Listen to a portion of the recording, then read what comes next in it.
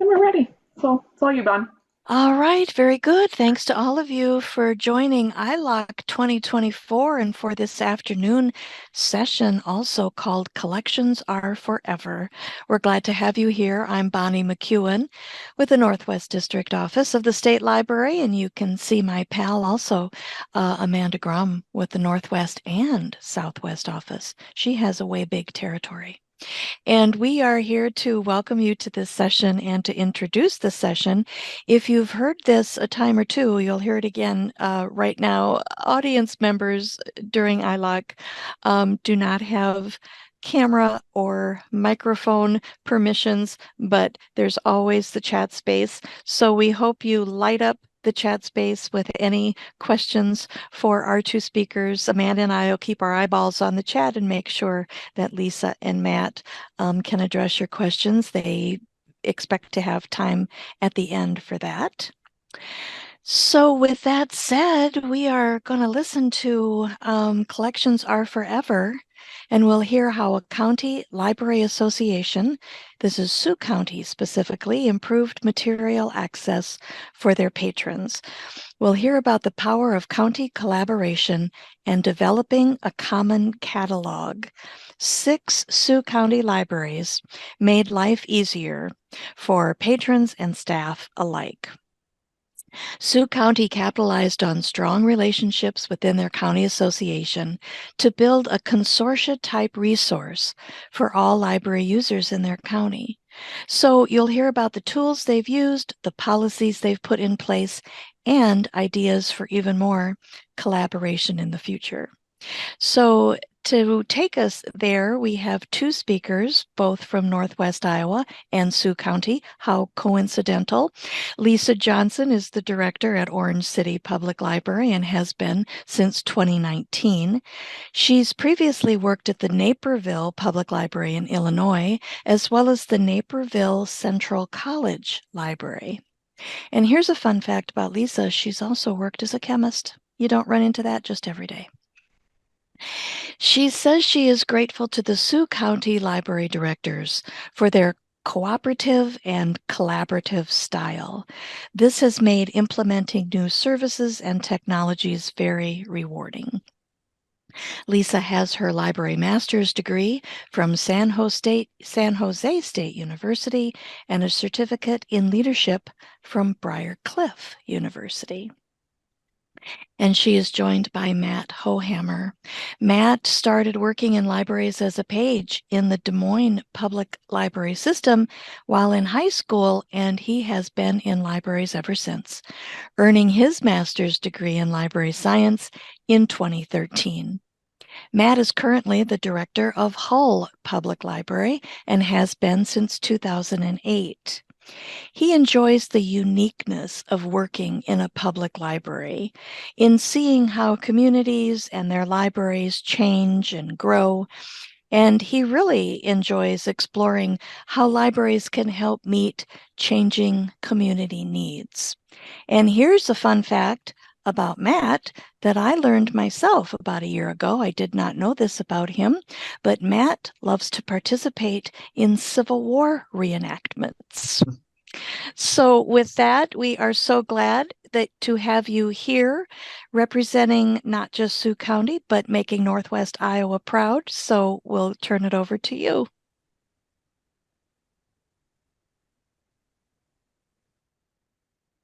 So, all right, get to introduce myself first, although after what Bonnie said, I don't think there's much I need to say. I'm Matt Hohammer. I work at the Hull Public Library. Yeah, hopefully you all will enjoy this, and thank you for coming.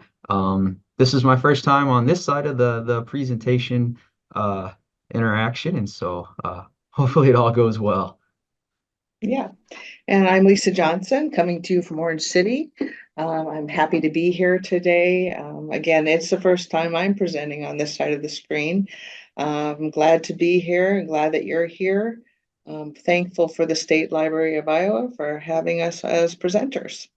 Like Bonnie said, our presentation today is called Collections Are Forever. It's brought to you by the Sioux County, Iowa Public Libraries. I have a table of contents here. Along with this as a reference, we do have our slides and presentation available on the ILOC website for you to look at. It's near our listing.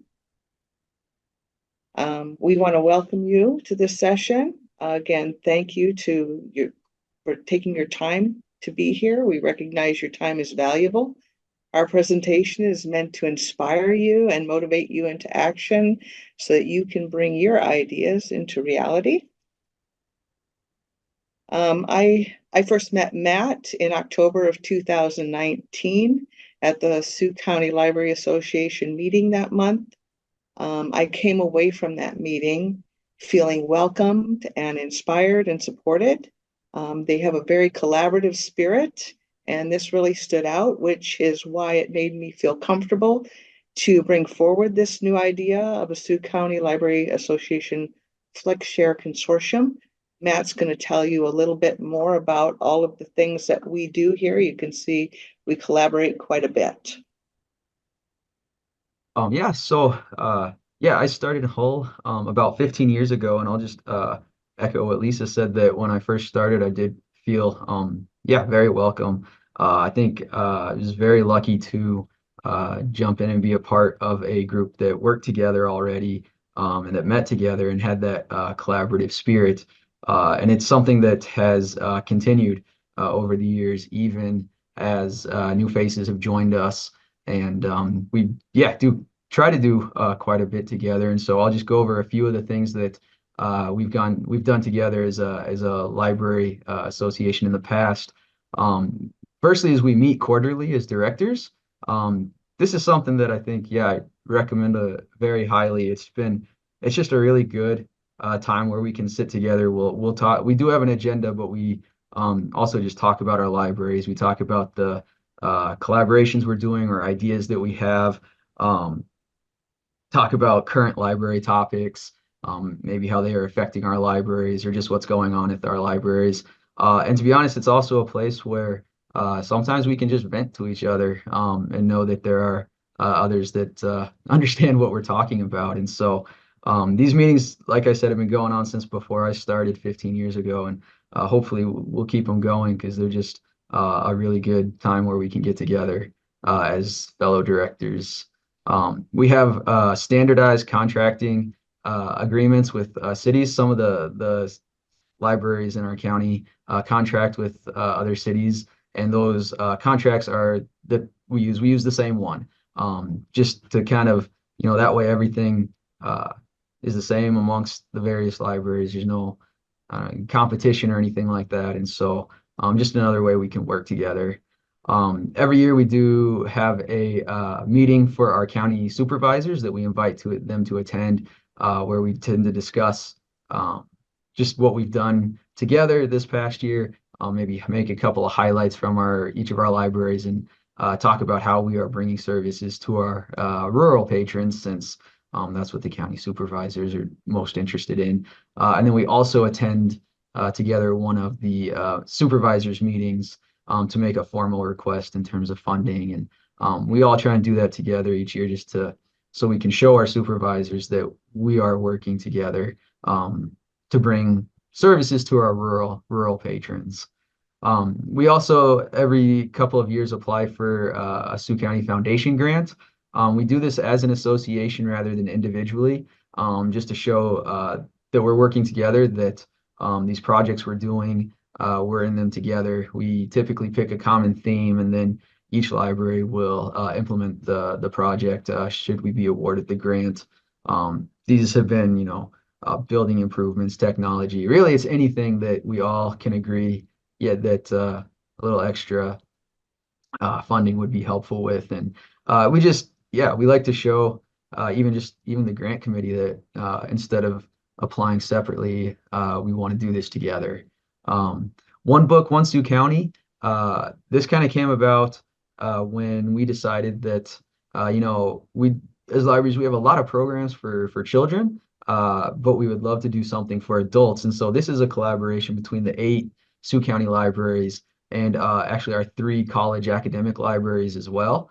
And it's where we pick a book to read throughout the county, and we'll have throughout the year, library book clubs will read the book, and then at our big event during the year, we have the author. So far, we've been blessed to have the author come, and then they can discuss the book. And yeah, it's just something that we thought would be fill a need in our county for adult programming, something where we can all work together on. And we're currently going. This is our 9th year doing it, and it seems like it's still going well. And so we're gonna keep going with that. Another really popular thing is a staff development day. So this is a time where every year now that we've started, we have a day that has training specifically for our staffs in our county libraries. National and statewide training is always really good and really helpful, but we thought it might be beneficial to have a county-specific training day where we address topics that come up in our libraries. And this has been very popular. It's an event that our staffs ask each year, hey, we're going to do this again, right? Because they enjoy coming together, talking to other staff members from their libraries, learning together, comparing things.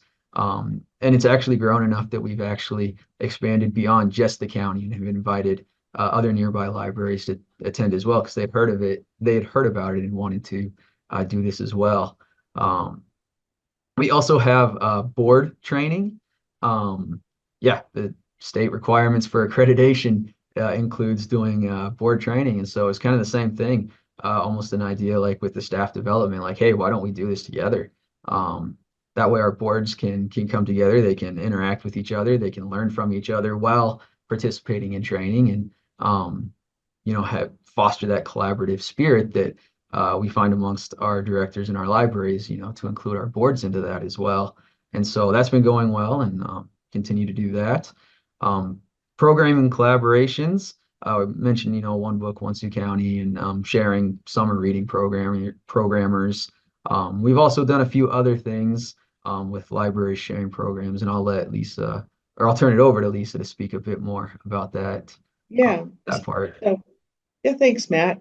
So, when we have presenters, I often found that we were competing with the same programs, but using the same presenters. So we've kind of collaborated at times to bring in that same same presenter, and yet have them do different programs at the other libraries, so that we're offering more of a variety rather than duplicating services. We've also done some larger programs together, not as big as One Book, One Sioux County, but like Family Festive Flowers, Friends with Flowers. That was a collaborative effort between all of the libraries, and we had it at a venue and then marketed it at together on social media, and we had people from coming as far away as Minnesota and South Dakota to this Flowers with Friend event. So we're trying to do with that. Our intention is to create more opportunities for our communities while breaking down the barriers and the mindset of travel distance. Coming from Naperville, if you go 10 miles, that could take you 30 minutes to 60 minutes or maybe even longer. Here it's 10 minutes. So we're trying to get that mindset that 10 minutes isn't that far to drive for a program. We're also making a deliberate effort to share and like and comment on other libraries' social media as a way to promote all that we're doing to a larger audience. Again, this is part of the attempt to break down that distance idea and that competitive mindset. We're hoping today that you will learn from our example. The concepts are universal, and we're hoping this will help you turn your ideas into a reality. The key concepts are always be learning and growing. We work in libraries. Lifelong learning is part of who we are working in libraries. And often, because we're getting asked questions all day long, we know that we don't always know what's going on. So we're looking for ways to implement things or change things. And being a librarian, for me, one of the best things about being a librarian is that you're not afraid to ask questions, because you're asked questions all day long. And then you know when to ask for help when it's necessary. So know to ask for help when it's necessary. And then because we're asking questions, we know that there's a solution. There's always a solution. And sometimes the best resource is a person standing right next to you. And we use these concepts to move through the process of starting the Sioux County Library Lending Consortium, where our library card holders can place reserves on materials in other libraries and have them delivered to their home library, or they can even pick them up at the other libraries. Step one in this process is define the challenge or the need. You need an idea. Having come again from a library with multiple locations, I understood the strength of varied collections and the logistics of transferring materials between buildings. Not only was there daily intra-library building to building transit, but we had a regional system called RAILS, or Reaching Across Illinois Library Systems, much like what we have now with iShares. It was simply part of everyday transactions, placing holds on other library catalogs or other building collections. So when I found out that 6 of the 8 Sioux County libraries were on the same integrated library system, I thought we could duplicate that at some point, much like a consortium or a branch library. But there were problems with that. We were still mailing interlibrary loans, so there was no transportation. But it stuck in my mind for a while, and the advantages I envisioned was improved patron access to materials, of course, because they'd have a increased depth and breadth of selections. Also, they would be able to fill in collection gaps that you might have in your collection. There was the minimization of duplicating materials eventually down the line. There was the advantage of possibly pooling resources and sharing account records to see what was going on within the county as a whole for a patron, minimizing the abuse across the system, across the county, and minimizing duplication of card holders through consolidation of library cards to a home library, even with the rural constituents. So after you get the idea, you have to identify your stakeholders. Of course, the Sioux County Public Libraries are the main stakeholders. Their municipalities and their citizens. If you don't know Sioux County, there's 8 public libraries here. That's Alton, Boyden, Haywarden, Hospers, Hull, Orange City, and Sioux Center and Rock Valley. And even though we have 2 libraries that aren't on the same integrated library system, we knew that this would impact them, so we have to include them in this. We're already selecting and prioritizing lending through traditional ILLs with our county libraries, so we wanted to keep them in the mix too. Our stakeholders are rural county residents. They can go to any of the libraries in the county and get a library card. Then we also have the Sioux County supervisors who are very generous in funding us. Other stakeholders would be our integrated library system vendor. The State Library of Iowa. They provided the iShares for us. They have interlibrary loan through Silo for us. How is it going to impact our traditional interlibrary loans? And how is it going to affect our funding with the state? So those are all of our stakeholders. After looking at stakeholders, we have to think, what are the barriers to getting this done? So you have to look at your barriers. What's going to hinder us from making this happen? A lot of our barriers were perceived barriers. It was that resistance to change that we all come up against, and not being able to be on the same page with the vision. So, that same mindset that libraries are in competition because we have pride in our communities rather than we're in collaboration. Again, that distance mindset that we don't want to go here to there. There was a real fear that it was going to be a tremendous burden for staff, because if we're having more interlibraries loan requests or holds placed on our materials, what's that going to do to staff time? And if we're going to be getting so many of these, what's going to happen to our collections? Is there going to be anything on the shelves ready for us for our browsing and our home library customers? Another question was, will iShares be able to deal with the volume that we anticipate maybe this might have on their system? Then we come to steps 2, and that's planning and execution. And this is where we're addressing the barriers and respecting the stakeholders. We have to define the scope and the high-level requirements. Now, in your handouts, you can find that in the Flex Share Agreement. That's called high-level requirements.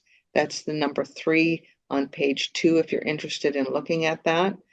Some of the high-level requirements that we had to address as a consortium were, what are we going to do about cardholder accounts? You know, where is it going to originate, and what is the reciprocity going to be? Are they going to be able to use their library cards at all of the buildings? How are we going to handle the rural county residents? What cardholder accounts are current and valid, and where should they, what kind of borrowing privileges are they going to have at the member libraries? Another high-level requirement we had to address is the ability of staff to interface with the existing cardholder data. How much are we going to share cardholder accounts across the consortium? Are we going to have access to all the cardholder records? But we made it so that cardholder accounts reside with the home library, so all of the transactions go through there. Our cardholders going to have, are we going to have cardholder information on their problems, their notes, their blocks, their fines, their fees? That was something we had to consider. We also needed to know whether or not these cardholders were going to be able to access all of the catalogs at the libraries and at home. They are able to do that. They can access catalogs within their home libraries or on their devices. They can place reserves and they can cancel requests. So that was something we had to decide on. We had to think about incorporated automated routing and notifications. How is that going to be handled? If they're placing a hold on a material in Hayward and it's coming over to Orange City, are they going to be notified? And when are they going to be notified that it's ready for them to pick up? How are we going to handle internal transit? And are we going to generate for each item via the iShares? What is the ability of our borrowers to return items? Are they going to have to take it to their lending library where they picked it up, or are they going to be able to drop it off at any location? And then we had collection participation parameters that we had to think about. And we decided upon having a minimum of 10% of our circulating collection, having access to that. You can share more than that. But what about our special collections? We had to think about our equipment, our library of things, our local history, and our reference collections. Do we want to share those? And what about our new items, our new materials? Are they restricted? Are they embargoed? We did go along with embargoing those kinds of materials. We're able to embargo those for 4 weeks to keep them going through our hold lists, making them browsable for our patrons in our home libraries. But after that, any reserves, once the local reserves are filled, they go out into the consortium. But we do prioritize the reserves with our local library in that once a reserve is placed on our collection by a patron here in Orange City or one of the other libraries, we get the ability to fill that hold first if we have that title.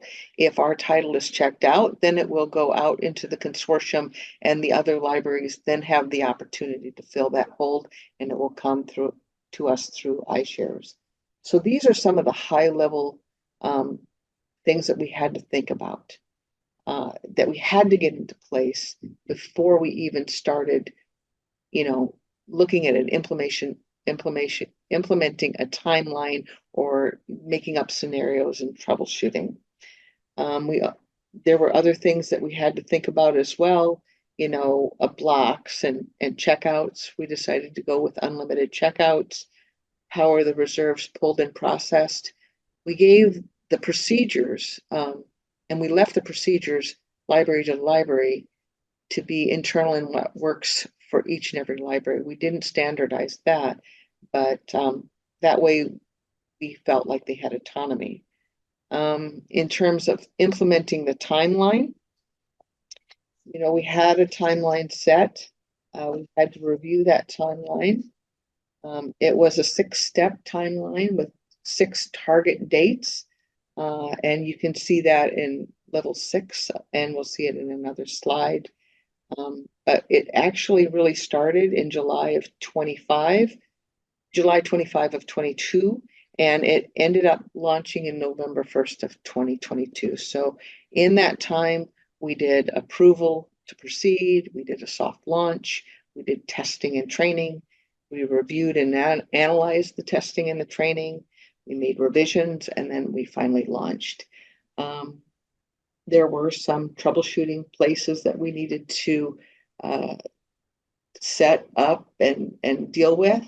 But one of the things we really wanted to deal with is, how is this going to work? So we set up scenarios. Each of the libraries requested materials from each other and saw how they would move through the system. What were the snafus that we were going to have? Some of the things that we ran into were printing hold slips. They didn't always print right. They didn't always print accurately, or they ran off the slip. So we had to work with the vendor to get that printing right. There were barcode issues. They were too short. They were too long. They didn't scan right. There were voided transactions.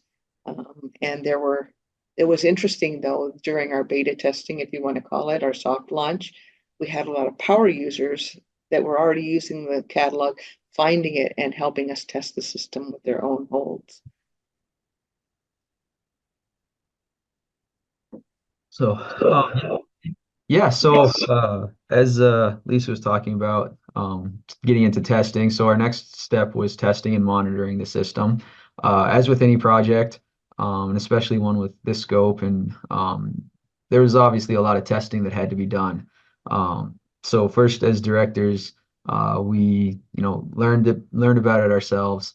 Like Lisa said, we did different scenarios, and that involved troubleshooting even at that stage. Like one of the issues was some of our barcodes were actually the same numbers, and so when you would scan it, sometimes it would register as the incorrect title, and so had to work through that, and we worked with Apollo, with the vendor there to so now if this is the same barcode, it'll give you the option of which one you want to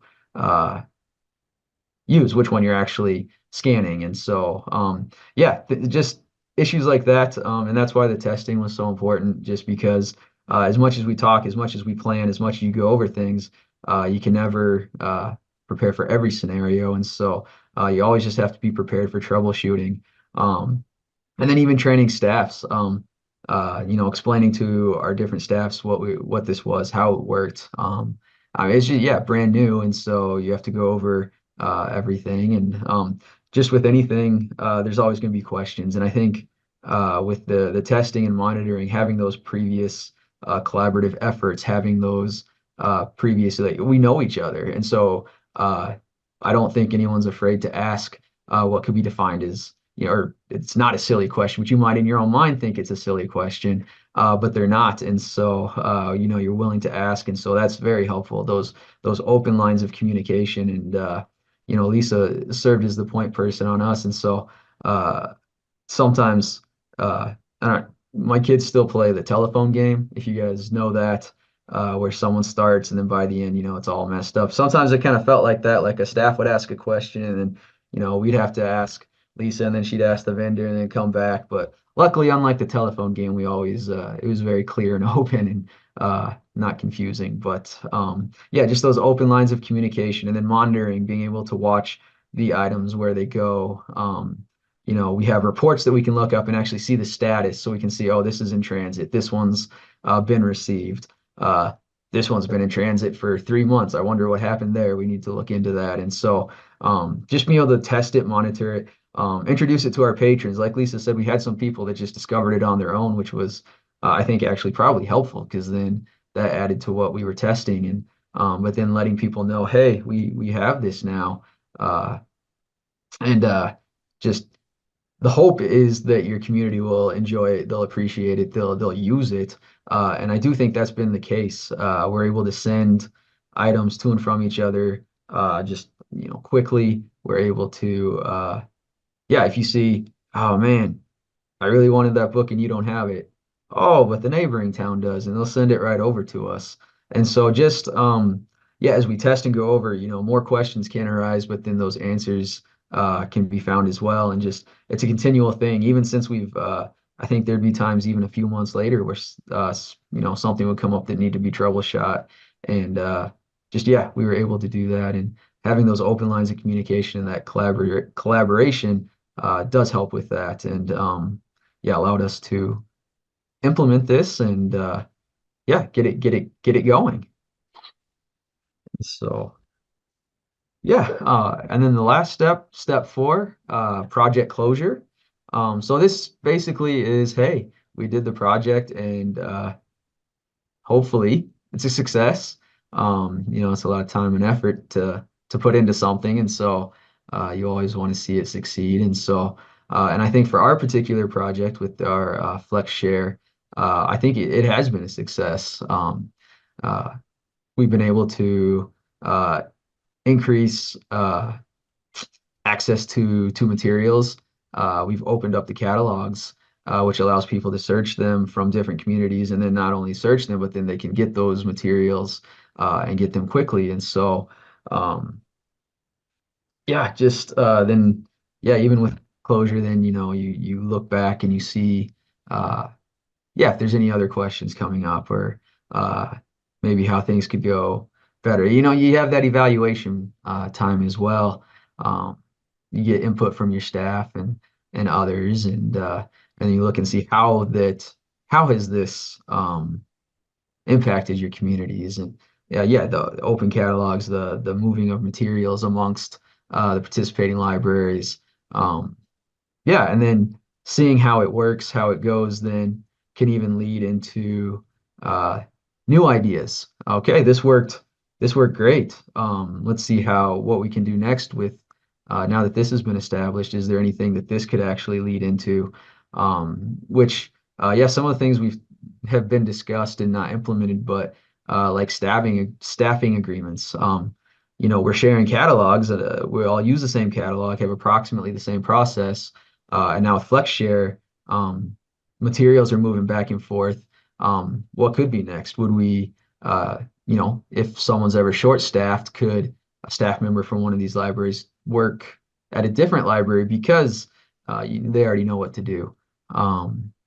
Collection development, say, okay, like now that we can share things, does a library want to focus on one part of the collection, because then it can be shared out really easily through this system? And so, yeah, you're always learning. And with this project, we'll still learn and grow as well. But yeah, once you hit the project closure, it feels good. You have excited patrons, which is a plus. And then yeah, you can use what you've learned on this project in this process and apply it to a future project as well. So, all right. And so, yeah, the impact. We have delighted communities. And again, that's the goal. So the first one, just patron-driven acquisition. Patrons are able to get what they want.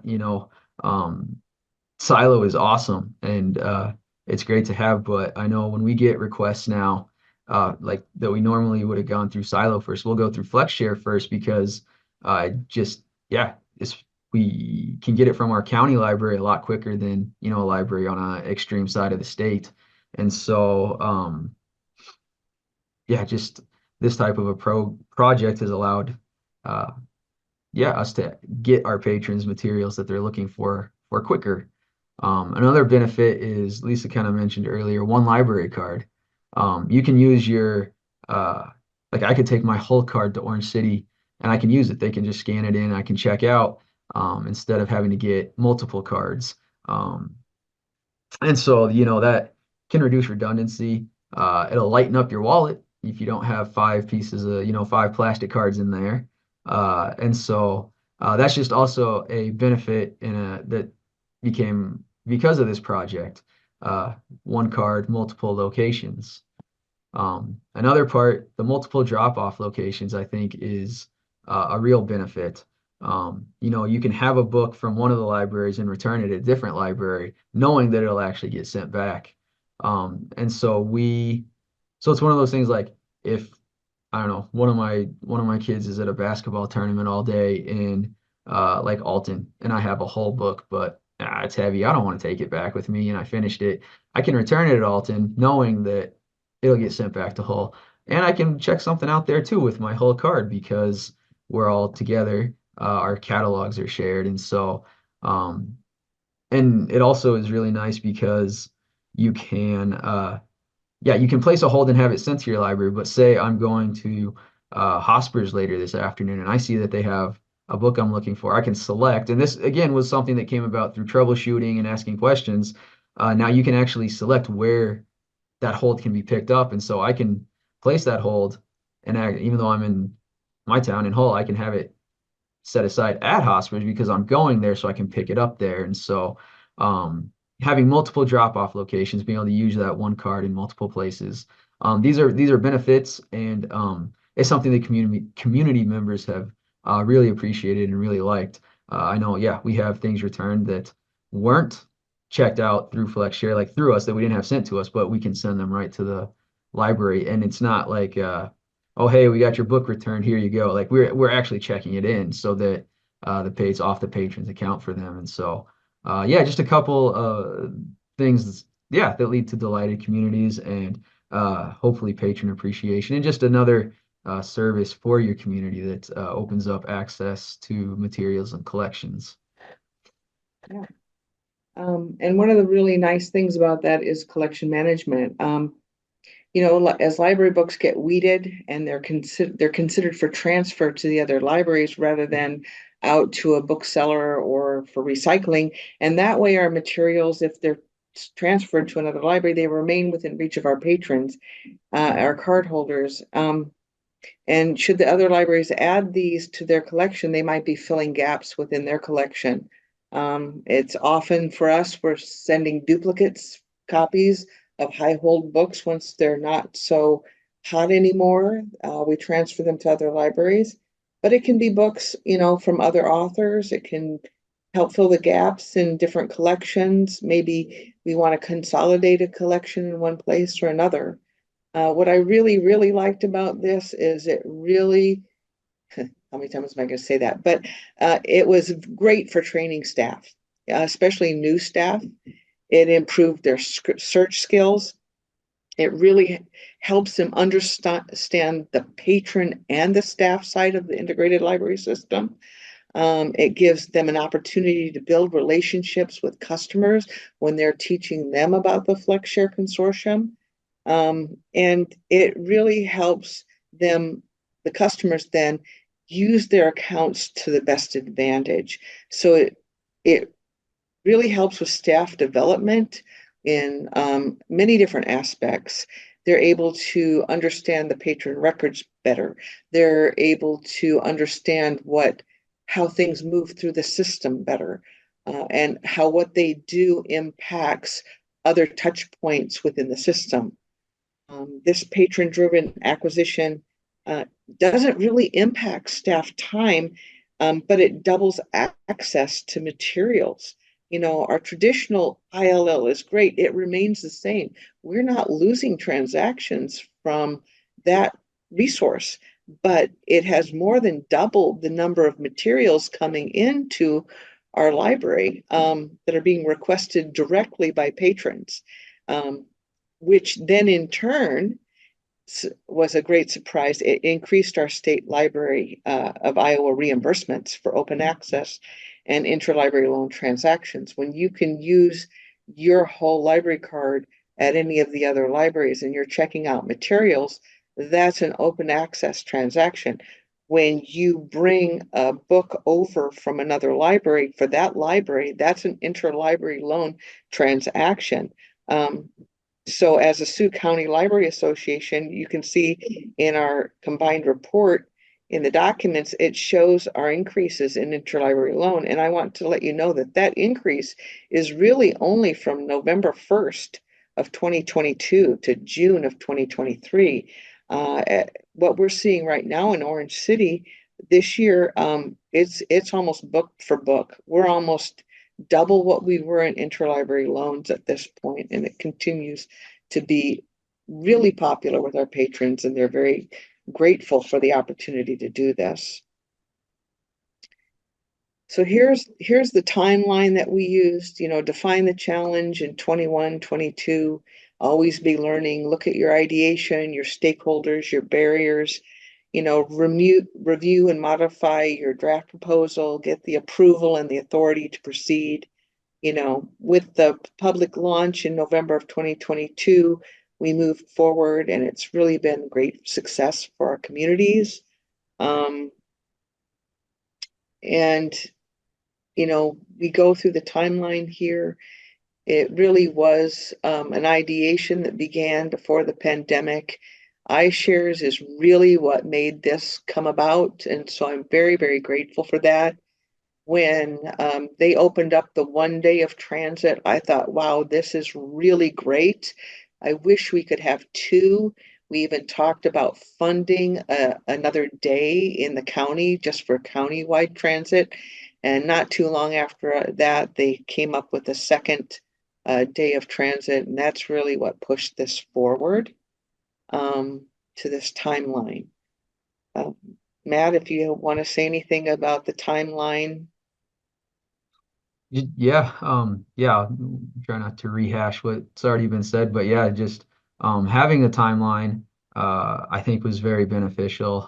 Just kind of knowing, keeps it moving forward. Like each of the different steps, knowing what, like what's coming next, what we need to be doing, how do we keep propelling this forward. Again, knowing what we don't know and asking questions, and just having a timeline and each step defined in timeline. And it's not that it has to be inflexible.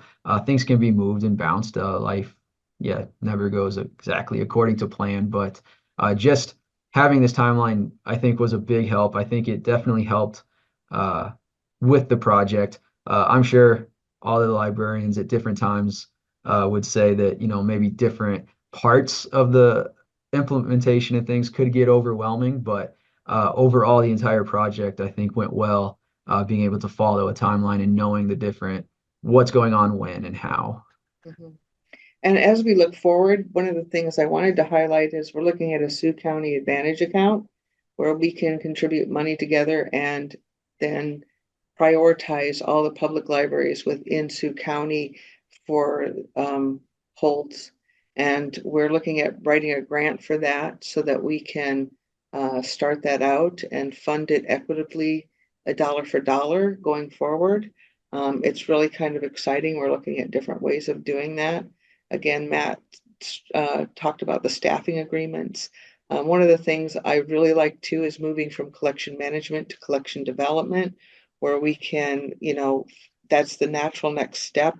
It's going to require a lot of brainstorming and thoughts and all that kind of things. But having worked together, we have the steps in place for doing that. So we really want to thank you for joining us today. We've included our contact information here. If you want to reach out, we're willing to help support any ideas that you bring forth and hope that you bring them into reality. If you have any questions now, please feel free to ask. Well, thank you both, Lisa and Matt. There was a question about the distinction between these FlexShare loans being open access transactions or interlibrary loan transactions. Lisa, I think I heard you mention that, but if you could just kind of spin us through that one more time to clarify. Mm-hmm. So if a patron here in Orange City places a hold, looks in the catalog, doesn't find it, they can search other library catalogs and they find what they're looking for. It's just as simple as clicking place a reserve. It goes into transit and it comes over here. So if it's coming from Hull, it's now an outgoing interlibrary loan that Hull will get reimbursed for. Okay. It counts just like a regular silo interlibrary Gotcha. loan. If they then come and use their Hull library card over here, it now counts as an open access transaction because they're borrowing from Hull. Gotcha. Mhm. I think, yes, that's They good. don't, they no longer, they could have gotten in the previous life cycle, they could have gotten an Orange City Public Library card that shows that they're a Hull resident. This library card now shows that they're a Hull resident because it's just one library card that can be used at all the different libraries. Okay, someone asked that too about patrons who already had cards from their own library or from other Sioux County libraries. Do they need then to have one universal card to make this work? They don't. Some people Okay. still have two dual cards. They want to keep their dual cards. We're encouraging them to go down to one card just for the simplicity of accounts so that, you know, it's not duplication of accounts and you're not finding 4 Lisa Johnsons in the system, because I can look my name up or I can look a patron up and see the records at the other libraries and see if they have fines or fees or that they're blocked. And if they're blocked, then they'll be blocked here. You know, we can also see notes on patrons' records. If we have disruptive patrons or we have people that are banned, we can share that kind of information so that we don't have abuse going on throughout the county. Very good. Thank you. And Susan is asking, what is your circulation software that you're using? We use Biblionics Apollo. Yep. Okay.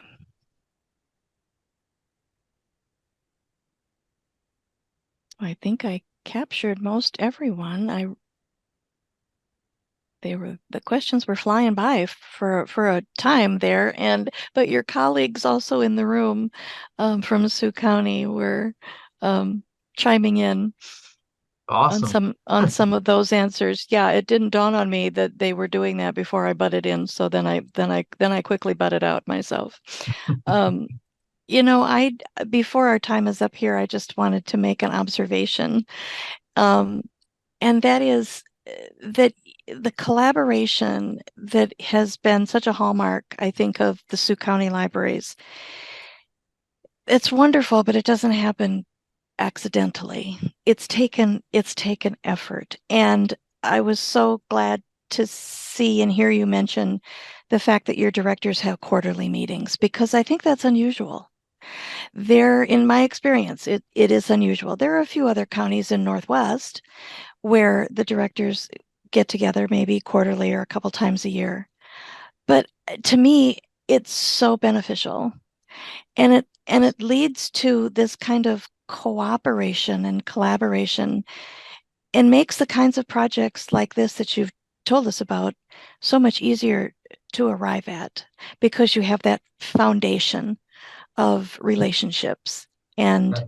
and frequent meetings, certainly more often than once a year, I think is what it takes to see the kind of success that the Sioux County libraries have enjoyed over the years. So I just wanted to make that observation and thank you both so much for your time with ILOC this year. Thank you for having us. Yep. Thank you. Yes. And thanks to all of you for joining us.